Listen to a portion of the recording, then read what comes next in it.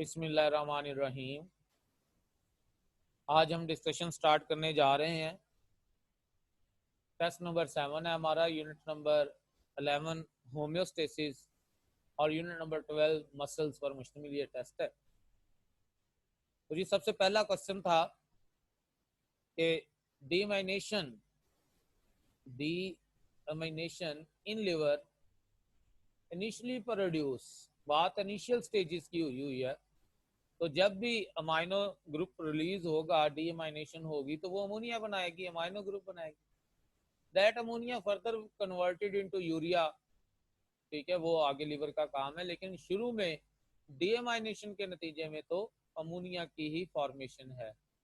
ठीक है, डीमाइनेशन के नतीजे में तो अमोनिया की ही फॉर्मेशन है। तो इसलिए जो है वो यहाँ पर आंसर जो है उसका वो हमारे पास अमोनिया ही है।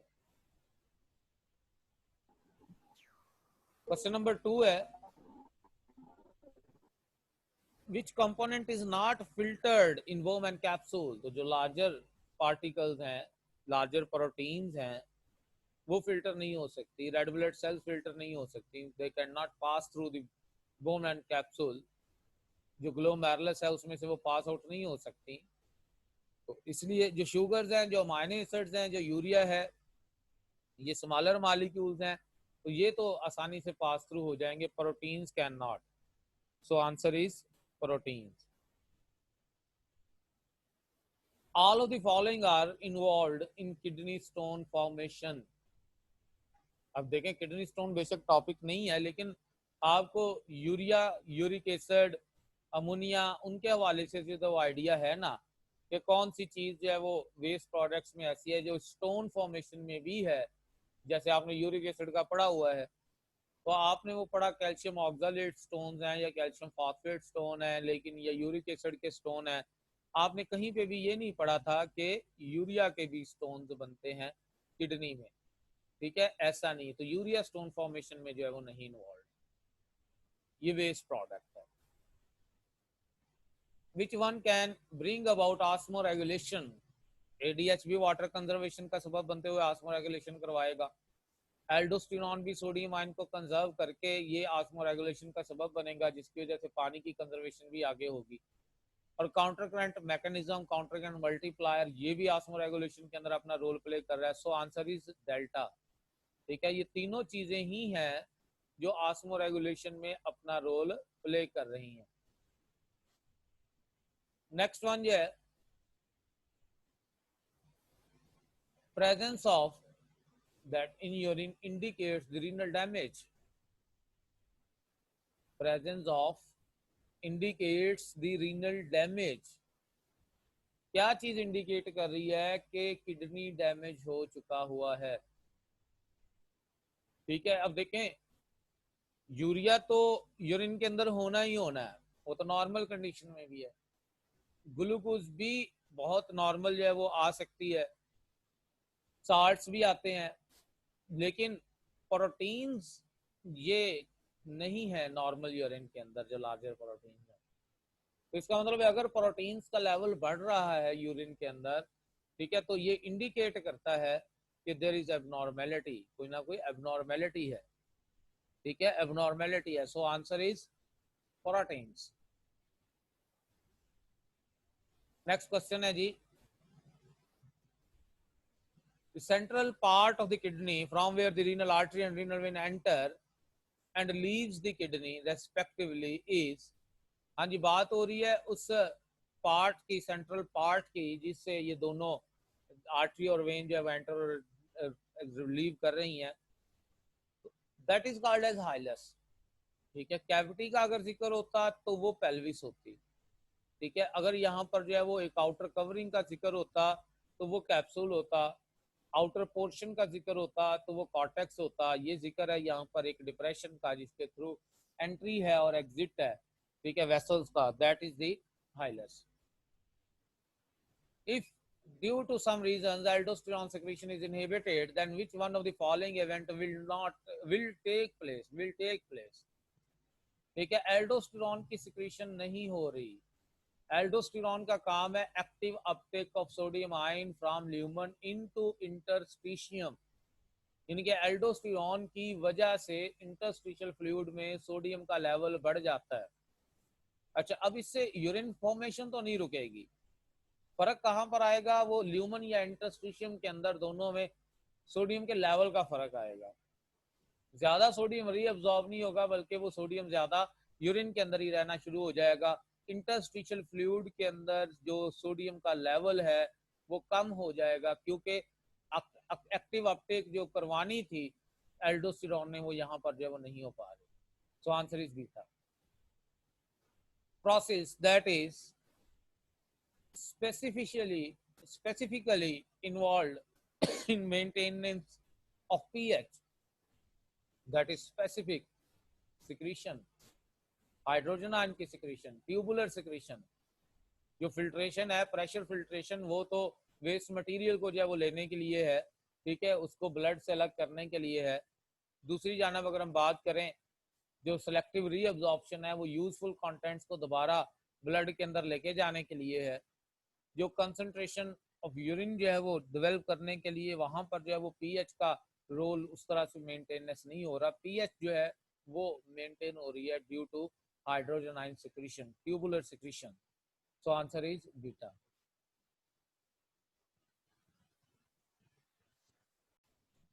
अच्छा, ये नेक्स्ट क्वेश्चन है, question number 9। Glomerular filtrate is like in composition. हाँ जी, अब किसके साथ ये रिजेंबल कर रहा है, ये प्लाज्मा के साथ या ब्लड के साथ या सीरम के साथ, ठीक है। तो blood without protein mean blood cells मौजूद है, नहीं, ब्लड सेल्स तो नहीं होते ग्लोमेरुलर फिल्ट्रेट के अंदर, तो इसलिए अल्फा ऑप्शन तो नहीं हो सकती। क्वेश्चन नंबर ऑप्शन 2 जो है, प्लाज्मा विदाउट प्रोटीन्स, बिल्कुल ब्लड सेल्स भी नहीं है, तो उस हम ब्लड को प्लाज्मा कह रहे हैं, तो उसमें से प्रोटीन्स भी निकाल रहे हैं, मीन सीरम।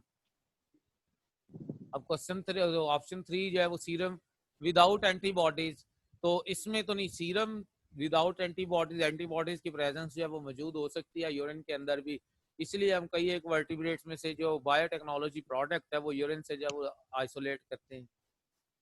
और फोर्थ वन जो है वो ब्लड विदाउट ब्लड सेल, इसका मतलब प्रोटीन्स है नहीं, प्रोटीन्स भी नहीं होती, ब्लड सेल्स भी नहीं होते। So best option is plasma without proteins, उसके साथ कंपोजिशन सिमिलर है।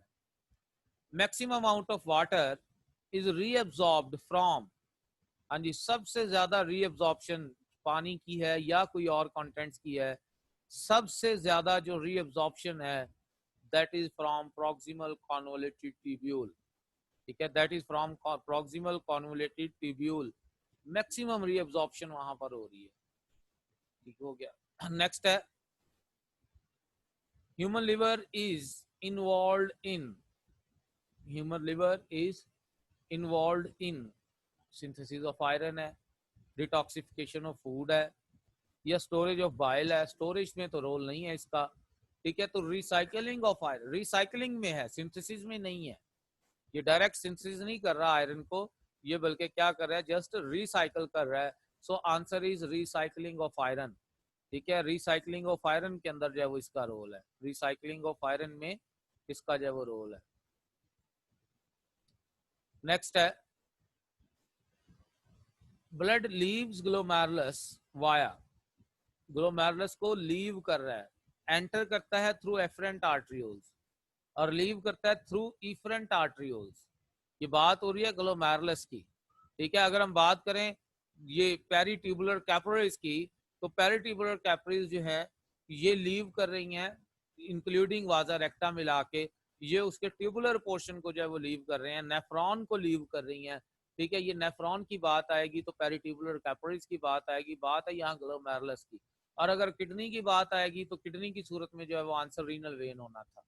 तो blood leaves the glomerulus via efferent arterioles, blood leaves the nephron via peritubular capillaries, उसमें पेरिट्यूबुलर कैपिलरीज टू वाजा रेक्टा और वहां से वो रीनल वेन्यूल की जानब जाएगा। And blood leaves the kidney via renal vein, which is named as glomerular filtrate। वो फिल्ट्रेट जो ग्लोमेरुलस में नहीं, वो फिल्ट्रेट जो ग्लोमेरुलस से प्रोड्यूस हुआ है, और प्रोड्यूस होके कहाँ गया है, कलेक्टिंग डक्ट में नहीं, वो गया है बोमैन कैप्सूल के अंदर। So the filtrate in the Bowman capsule that is termed as glomerular filtrate, क्योंकि वो ग्लोमेरुलस से फिल्टर होके आया है। Part of the nephron that is always impermeable to water, that is always impermeable to water. ठीक है, तो जो असेंडिंग लिम्ब है लूप ऑफ फैनले की, वो तो कंफर्म है that is totally impermeable to water. ठीक है, जो असेंडिंग लिम्ब या thick limb of loop of फैनले है। Highest concentration, highest concentrated interstitium is cortex से मेडुला की जानब आए तो कंसंट्रेशन बढ़ती जाती है, तो जो आउटर कॉर्टेक्स है वो सबसे डायल्यूट होगा। ठीक है, उससे जो इनर कॉर्टेक्स है वो थोड़ा सा कंसंट्रेटेड होगा। जो आउटर मेडुला है वो मोर कंसंट्रेटेड होगा, और जो इनर मेडुला है that is most concentrated part of the kidney. ठीक है, सो आंसर इज इनर मेडुला, क्योंकि हाईली कंसंट्रेटेड की बात हुई है, हाईएस्ट कंसंट्रेटेड की बात हुई है। नेक्स्ट क्वेश्चन है जी, destruction of glomerular part of the nephron in kidney which directly lead to. हाँ जी, अब किडनी के अंदर जो है वो डिस्ट्रक्शन हुई है, ब्रेकडाउन हुई है किस चीज की? ठीक है, नेफ्रॉन की, नेफ्रॉन के ग्लोमेरुलर पार्ट की, नेफ्रॉन के ग्लोमेरुलर पार्ट की। अब इससे दो काम होंगे, एक ब्लड प्रेशर के ऊपर इफेक्ट आएगा, और दूसरा इससे रेड ब्लड सेल्स की डेफिशिएंसी होगी, क्योंकि वो ब्लड यूरिन के अंदर भी जाना शुरू हो जाएगा। प्रेशर के ऊपर क्यों इफेक्ट आएगा? क्योंकि जो ग्लोमेरुलर फिल्ट्रेट मेंटेन हो रहा था, वो फिल्ट्रेट जो है वो उस तरह से ग्लोमेरुलर फिल्ट्रेशन प्रेशर जो मेंटेन हो रहा था, उस प्रेशर के ऊपर जो है वो फर्क आ जाएगा। सो हाइपरटेंशन जो है इसकी वजह से होगी, और साथ ही साथ जो है वो ब्लड सेल्स का लॉस होगा यूरिन के साथ, और रेड ब्लड सेल्स की डेफिशिएंसी भी होगी। ठीक है, हाइपरटेंशन भी होगी और रेड ब्लड सेल्स की डेफिशिएंसी भी होगी। हाइपोटेंशन नहीं होगी, ना ही आरबीसीज इंक्रीज करेंगे। ठीक है, और इसमें अगर हम बात करें इन्फेक्शन वगैरह, तो वो उसके बाद की बात है। ठीक है, और या किसी इन्फेक्शन की वजह से ये डैमेज आ रहा है, और यूरिनरी ऑब्स्ट्रक्शन, ये ऑब्स्ट्रक्शन स्टोन्स की वजह से ज्यादातर होती है। ह्यूमन किडनी एक्सक्रीट, हाँ जी, ह्यूमन के अंदर जो एक्सक्रीटरी प्रोडक्ट हैं, these are urea, urea, uric acid, as well as creatine and very low amount of urea. लेकिन अगर हम ह्यूमंस की बात करें, तो ह्यूमन के अंदर जो मेन एक्सक्रीशन हो रही है that is of urea, that is of urea. अगर यहाँ पर स्टेटमेंट होती, अगर यहाँ पर जो स्टेटमेंट होती कि एनिमल्स एक्सक्रीट, ठीक है, एनिमल्स एक्सक्रीट, एनिमल्स एक्सक्रीट, तो फिर आंसर जो है वो यहाँ पर आता urea, uric acid, creatinine and ammonia. ठीक है, अगर यहाँ पर एनिमल्स एक्सक्रीट होता, अगर यहाँ पर होता मेजर एक्सक्रीटरी प्रोडक्ट, ठीक है, excretory product, major excretory product in human, तब यूरिया होता। ठीक है, यहाँ पर बात हुई है कि ह्यूमन किडनी एक्सक्रीट, सबसे ज्यादा सुटेबल एक जर्नल ऑप्शन जो है वो आपके पास यूरिया आएगी। ठीक है, लेकिन लेकिन यूरिक एसिड भी जो है वो मौजूद होता है, और क्रेटीन भी मौजूद होती है, क्रिएटिनिन भी मौजूद होती है, वेरी लो अमाउंट जो है वो अमोनिया की भी मौजूद होती है। तो इसका मतलब है आंसर जो है वो हमारे पास डेल्टा की सूरत में जो है वो हो सकता है, डेल्टा की सूरत में जो है वो होता है। Which of the following is not found in renal pyramid? In a renal pyramid, कौन सा इनमें ऐसा है जो रीनल पायरामिड में जो मौजूद नहीं है? कलेक्टिंग डक्ट भी मौजूद है, पेरिट्यूबुलर कैपिलरीज भी जो मौजूद है, लेकिन रीनल पायरामिड के अंदर जो कॉन्वोल्यूटेड ट्यूब्यूल्स हैं, ठीक है, वो उस तरह से जो है वो मौजूद नहीं है। ठीक है, और वाजा रेक्टा भी जो है उसके अंदर जो है वो लाई करती है, वाजा रेक्टा भी लाई करती है। अच्छा, नेक्स्ट है,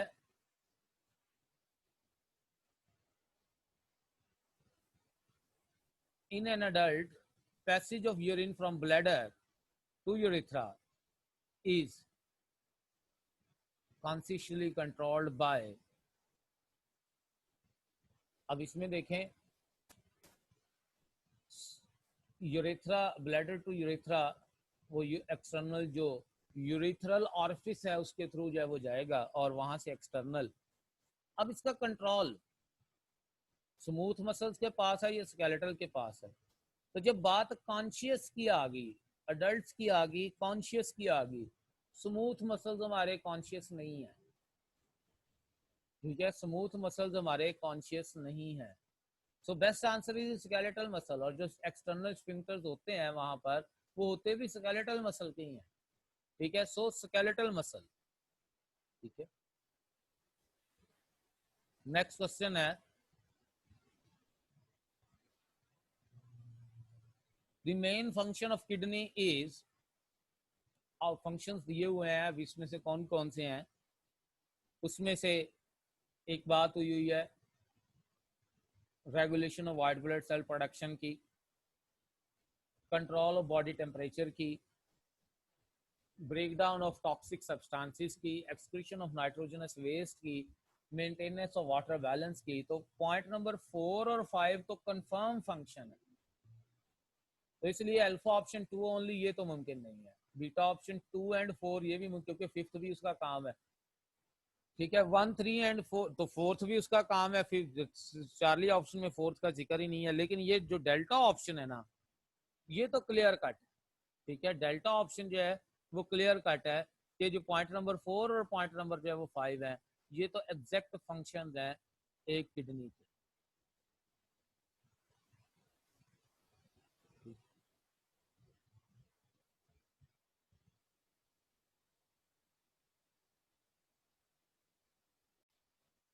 अच्छा, नेक्स्ट क्वेश्चन नंबर 21 है, in comparison with the renal artery the renal vein carries, हाँ जी, जो रीनल वेन है जो लीव कर रही है किडनी को, ठीक है, उसके अंदर हायर ऑक्सीजन कंटेंट्स तो नहीं होंगे, डेफिनेटली लो ऑक्सीजन कंटेंट होंगे, तो चार्ली और डेल्टा में हम देखते हैं। लेकिन उसके अंदर नाइट्रोजनस वेस्ट भी लेस होगा, क्योंकि वो तो किडनी ने फिल्टर कर लिया है, ठीक है। तो so answer is Charlie, low oxygen contents and less nitrogenous waste. Aldosterone is produce, aldosterone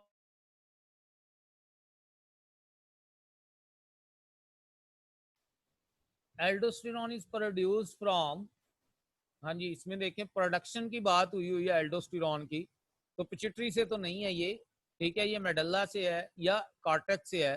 तो इसमें जो आंसर है हमारे पास एड्रीनल ग्लैंड के कॉर्टेक्स रीजन से है, बेसिकली मिनरलोकॉर्टिकोस्टेरॉइड की एक एग्जांपल है ये, ठीक है, aldosterone. So answer is the adrenal cortex, adrenal cortex, ठीक है।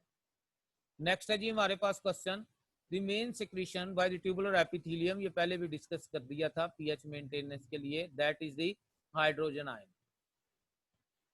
It is true about kidney in human body, हाँ जी, राइट किडनी स्लाइटली लार्जर, नहीं लार्जर नहीं है, ठीक है, अप लो की बात है, तो right kidney slightly lower than the left kidney, ये बिल्कुल ठीक है, ठीक है। जो राइट है वो लेफ्ट की निस्बत थोड़ा सा नीचे है, और ये मैंने लास्ट टाइम बताया भी था, that is due to the presence of liver.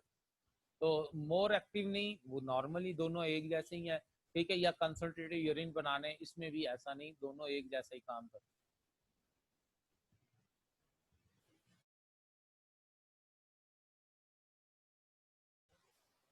अच्छा जी, muscle bundle is enclosed by a membrane called, हाँ जी, muscle bundle, whole muscle bundle is covered by epimysium, ठीक है, whole muscle bundle is enclosed by epimysium, ठीक है। ये अगर मसल सेल की बात होती तो इसमें जो है वो फिर सार्कोलेमा की बात करते, ये मसल बंडल की बात हो रही है, ये मसल बंडल की बात हो रही है।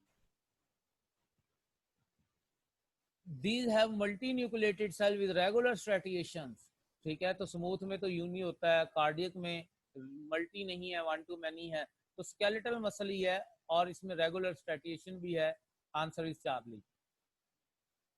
Skeletal muscle fibre in human contain all except, हाँ जी, मल्टीपल न्यूक्लियाई तो होते हैं, मल्टीपल माइटोकॉन्ड्रिया भी होते हैं, लार्ज अमाउंट मायोग्लोबिन की होती है, लेकिन लार्ज अमाउंट हीमोग्लोबिन की नहीं होती इसके अंदर स्टोर, हीमोग्लोबिन तो ब्लड में है। सार्कोप्लाज्मिक रेटिकुलम ये बिल्कुल स्मूथ एंडोप्लाज्मिक रेटिकुलम की तरह है, smooth endoplasmic reticulum of muscle is the sarcoplasmic reticulum. Muscle haemoglobin is present in हाँ जी, ये सार्कोप्लाज्म के अंदर जो है वो मसल हीमोग्लोबिन मौजूद है। That muscle haemoglobin is myoglobin. ये myoglobin basically cytoplasm of the muscle cell के अंदर ही मौजूद है and cytoplasm of the muscle cell is called as sarcoplasm. I band in the skeletal muscle is not, हाँ जी, इसमें जो आई बैंड है that is isotropic for light, isotropic for polarise light. ठीक है, तो इसमें ये लाइट बैंड है कहलाता, आइसोट्रॉपिक है, थिन फिलामेंट पर मुश्तमिल है, लेकिन ये पोलराइजिंग नहीं है। ठीक है, ये पोलराइजिंग नहीं है, ये आइसोट्रॉपिक है, ये पोलराइजिंग नहीं है। उस पोलराइज्ड लाइट के लिए आइसोट्रॉपिक है। The thin filament is the skeletal muscle. In the skeletal muscle extend across, हाँ जी, मेनली आई बैंड में है, लेकिन ए बैंड के मार्जिन पे भी वो थिन फिलामेंट मौजूद है। ठीक है, सो answer is the mainly I band and partially A band. ठीक है, सिर्फ आई बैंड में नहीं होता थिन फिलामेंट, आई बैंड में भी होता है और ए बैंड के मार्जिन पे भी होता है। और सिर्फ ए बैंड के अंदर जब भी नहीं होता, ए बैंड के अंदर जो है वो थिक फिलामेंट जब वो मौजूद होते हैं। When muscle fiber contract, the thin and thick filament undergo, हाँ जी, इसमें ये दोनों शिफ्ट होते हैं एक दूसरे के ऊपर, स्लाइड होते हैं। ठीक है, दोनों शिफ्ट होते हैं, दोनों ही कॉन्ट्रैक्ट नहीं यहाँ पर हो रहे, जस्ट उनकी क्या हो रही है, स्लाइडिंग हो रही है, शिफ्टिंग हो रही है एक दूसरे के ऊपर। All of this following changes occur in the muscle contraction except, हाँ जी, जब मसल कॉन्ट्रैक्ट होता है जी लाइन एक दूसरे के क्लोज आती है, एक्स जोन डिसअपीयर होता है, ओवरलैपिंग ज्यादा हो जाती है, लेकिन ए बैंड शॉर्ट नहीं होता, ए बैंड की लेंथ के ऊपर कोई फर्क नहीं पड़ता। In skeletal muscle under anaerobic condition ATP can be generated by, anaerobic की बात हो रही है, तो ये जो क्रेब्स साइकिल, पायरुविक ऑक्सीडेशन या रेस्पिरेटरी चेन है, ये तो एरोबिक की होती है स्टेजेस। ठीक है, जो ग्लाइकोलिसिस है ये दोनों में पॉसिबल है, तो एनारोबिक में जो ग्लाइकोलिसिस है वही रिजल्ट कर रही है एटीपी की प्रोडक्शन का। When calcium ion are released from the sarcoplasmic reticulum, they bind with, ये ट्रोपोनिन के साथ बाइंड करते हैं during the muscle contraction. Muscle contraction के लिए इनका जो बाइंडिंग है वो ट्रोपोनिन के साथ होती है। Part of the muscle that is able to contract is, हाँ जी, वो पार्ट जो कॉन्ट्रैक्ट करने के जो है वो काबिल है, वो बेसिकली इसमें बेली है, बेली के अंदर मौजूद बंडल्स हैं। आंसर इज बेली। जो ओरिजिन और इंजरियन है वहां पर तो टेंडन्स हैं, और वो टेंडन्स बजाते खुद कॉन्ट्रैक्ट नहीं करते, मसल फाइबर्स कॉन्ट्रैक्ट करते हैं। क्रॉस ब्रिज अटैच विद, ठीक है, ड्यूरिंग द कॉन्ट्रैक्शन, जो क्रॉस ब्रिज है मायोसिन के जो हेड हैं, दे attach with the actin, actin की जो बाइंडिंग साइट है उनके साथ ये बाइंड करते हैं। ठीक है, सो आंसर इज अल्फा। ये डायग्राम इंडिकेट कर रही है न्यूरोमस्कुलर जंक्शन को, इसमें जो लेबल एक्स हुआ है आपने उसको देखना है, तो ये लेबल एक्स, ये बेसिकली वो मॉलिक्यूल्स हैं जो रिलीज हो रहे हैं यहाँ पर इन साइनेप्टिक वेसिकल से, और ये रिलीज हो रहे हैं मॉलिक्यूल्स एसिटाइल कोलिन। ठीक है, जो पेरिफेरल नर्वस सिस्टम है अलोंग विद मसल्स, वहां पर मेन जो हमारे पास न्यूरोट्रांसमीटर है that is acetyl choline. So answer is alpha. Dopamine यहाँ नहीं होता, डोपामिन सेंट्रल नर्वस सिस्टम में है, और एटीपी और कैल्शियम आयन यहाँ पर जो है वो रिलीज नहीं है इनकी। Uric acid and lactic acid in our body are produced at, ठीक है, रेस्पेक्टिवली। लैक्टिक एसिड ये मसल्स के अंदर बन रहा है, ठीक है, और यूरिक एसिड ये लिवर में बन रहा है। किडनी तो इसको सेपरेट कर रहा है ना, तो किडनी तो नहीं इसको बना रहा। ठीक है, तो लिवर बना रहा है किस चीज को, यूरिक एसिड को, और मसल्स बना रहे हैं लैक्टिक एसिड को by anaerobic breakdown. So answer is beta. Which type of muscles are found in ureter? जितनी भी वेसल्स हैं उन सारी वेसल्स के अंदर, ठीक है, जितनी भी वेसल्स हैं उन सारी वेसल्स के अंदर स्मूथ मसल्स मौजूद होते हैं, स्मूथ मसल्स मौजूद होते हैं। ठीक है, सो answer is beta, smooth muscles मौजूद होते हैं।